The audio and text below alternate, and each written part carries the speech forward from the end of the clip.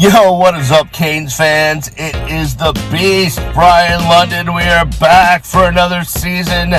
Happy Sunday to you. It is a happy Sunday after Miami beat Bethune Cookman yesterday, 70-13. And before we get to the recap and my thoughts, some housekeeping for you. One, please, if you're not, you can follow me on the socials at Miami Radio Beast. And so coming into the season, had some ideas about how I was going to expand my coverage and do some other things.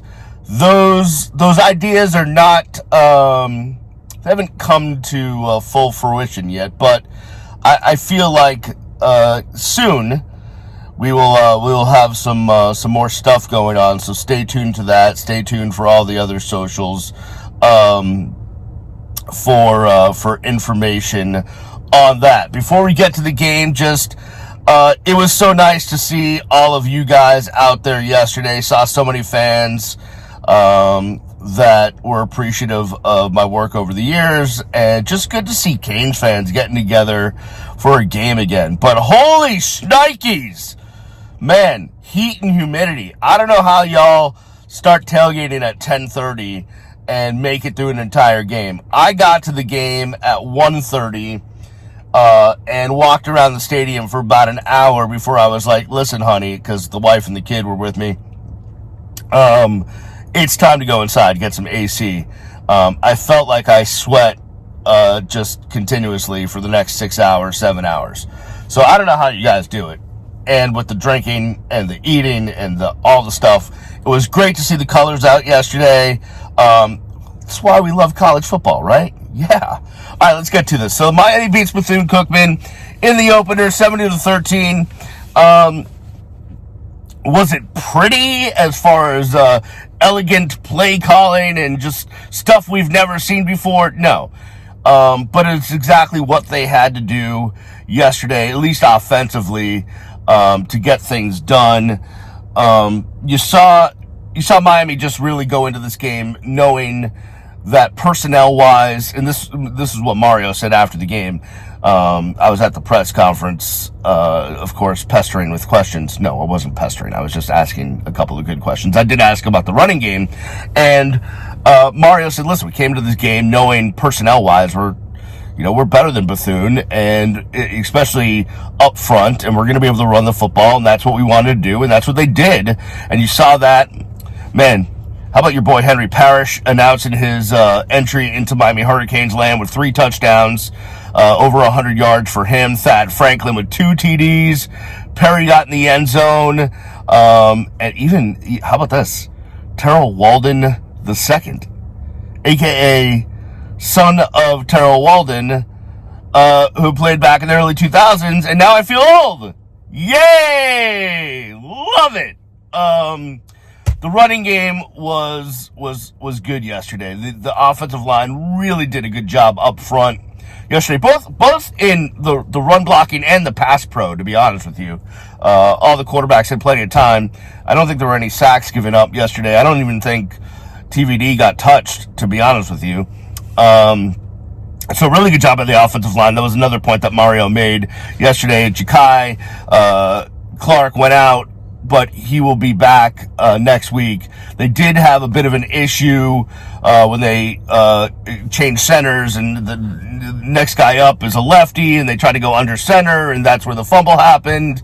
And Mario basically put that on him. He's like, I should have known, listen, this guy's a lefty, and we haven't practiced as much under center with him, and, it's heat, humidity, balls, all sorts of funky. Let's not do that. That's on me, not those guys. I shouldn't be advocating for plays that we haven't practiced as much as we need to get it right. So, the run game was great. The passing game was fine. It was fine, right? TVD, let's look at the stats here.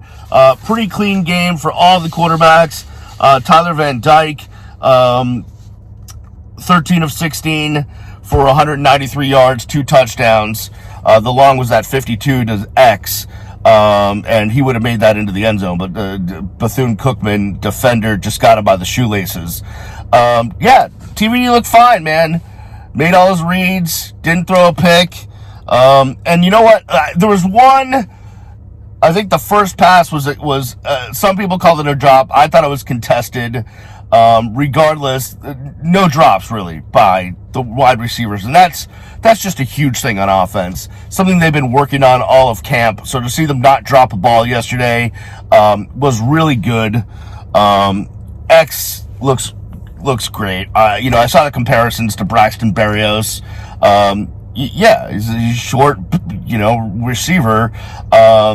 And he does have great athleticism, and I think he's going to be a good weapon for Miami this year. So we'll see how that turns out. But X had 100 yards receiving. You saw Broussard Smith. You saw Frank Ladson Jr., Michael Redding, newcomer, or not newcomer, but new into the offense. He gets a couple of targets yesterday, 31 yards receiving. They went 3 times to Will Mallory. He caught 2 of them. Arroyo only caught 1. Brinson caught 1. Brantley caught 1. I really do want to see this team, the Miami Hurricanes, getting back to using more of the tight end. But again, we weren't going to see much by way of a passing offense yesterday, at least creatively, because they hold that stuff back. That's just how college football works. If you're playing an opponent that's not, a top 25 opponent or a conference opponent early on, you're going to hold a lot of your offense back, and I feel that's what they did. But listen, I got to look at the attempts here. Let's see. They had 42 rushing attempts. Sorry to put my stats in the middle of the frame there. They had 42 rushing attempts and blah blah blah blah blah. 24 passing attempts, something like that. And so for them yesterday, it was a run-heavy offense. I think they're going to try to be pretty balanced. Tyler said after the game, listen, if there's a defense that is going to force us to throw the ball all over the yard, we'll do that. It's whatever they're going to give us. Yesterday was definitely, let's go in and pound the rock, and they did, and they got it done, and I liked it. Now, defensively, let's start with the good. I thought the defensive line played really well, to be honest with you. I thought they didn't maybe get the sacks. I think there was maybe 1 or 2 sacks yesterday, and it's not a bunch, but I did think that the defensive line played pretty well. They had a great rotation up front, rotating guys in and out. That's their plan to do that. So it was good to see them do that. And that kept guys fresh with the heat and the humidity. So, that was good stuff. So, we talked to Akeem Mesidor after the game, and he felt like the defensive line, the guys up front played very well, loved the rotation, just loved being fresh coming in, so that's good. As for the back 7 of the defense, it's a whole different story. I don't think it was as clean a game as it should have been.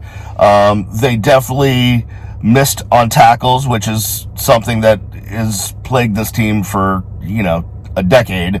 Also, there was definitely some guys getting loose in the middle of the defense. Bethune Cookman found some area there. And their quarterback was getting free and outside the pocket. And that was definitely something they stressed coming into the game.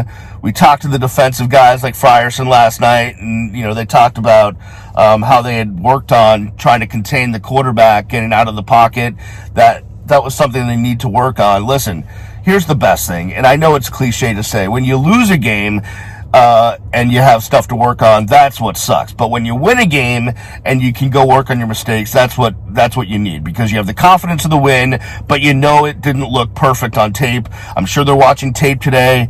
Did I say tape? Does anyone watch tape anymore? I'm guessing it's digital these days. They're watching the video these days, today, and they're going to clean this stuff up. So I'm not going to get too worked up. It's one game. Let's give, Coach Strong, Coach Steele, and everybody on the defense time to work these things out. They've got game tape. They can work this stuff out. I'm not going to get too worked up. I saw the DJ Ivy tweets yesterday, and yeah, it wasn't a good game for him. Although he seems to be an All-American practice player. Let's see if he can put it into work in the game. I thought there was some linebacker confusion as well. So there's definitely stuff to work on.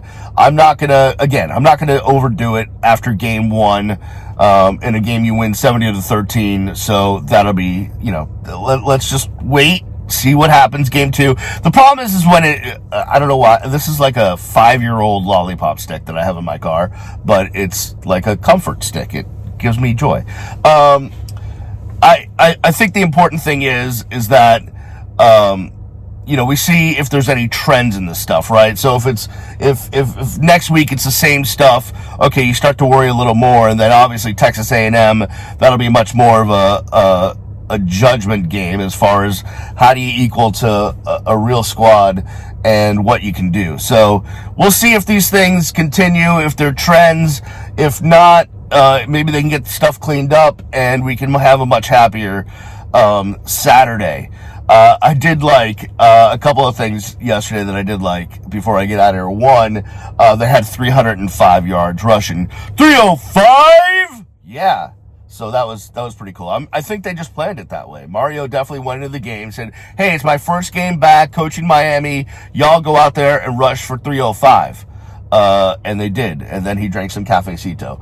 The other thing was, Mario, yesterday, someone asked him about what was it like being back in your first game, get out of the way. And he wants none of that, man. He doesn't want any focus on him. He's all about team. You saw it in the post-game locker room video they sent out. AD Dan Radakovich was there to give a game ball to Mario, and Mario said thanks and gave it immediately to the team. He wants none of that on him. I can tell you, dude, I've known Mario forever. He was all business when he played. He was all business when he was a GA. He was all business when he was an assistant, and he's all business as a head coach. That dude comes to work, and that's it. There's nothing about it. And on that note, you are not going to see stupid crap happen with this team, and it's not going to be tolerated if it does. You saw it after the Cam Kitchens interception. Mario immediately pulled that guy off the field. They're sitting on the bench. If you were watching the TV feed, he lit them up. He will not tolerate their crap. So any boneheaded plays, any stupid penalties, that crap is not going to fly in a Mario Cristobal regime. This coaching staff is not about talking. They're not about joking. They are about bleeping business and winning, and that's what Miami needs, and it's about damn time. All right, y'all. I'm glad we could be back doing this. Thanks for joining me again. Follow me on the socials at Miami Radio Beast. Listen, I know, on my social media, I'm all over the place. I get into politics. I can get into sports. I get snarky. Sometimes you like me. Sometimes you don't. Just stick with me because the Kane stuff for you guys will be worth it. I love y'all. Thank you for supporting, and much more to come from me and whoever else I may be working with. I don't know. Throwing it out there. And have a great Sunday, man. Peace. I'll see you when I see you. Go Canes.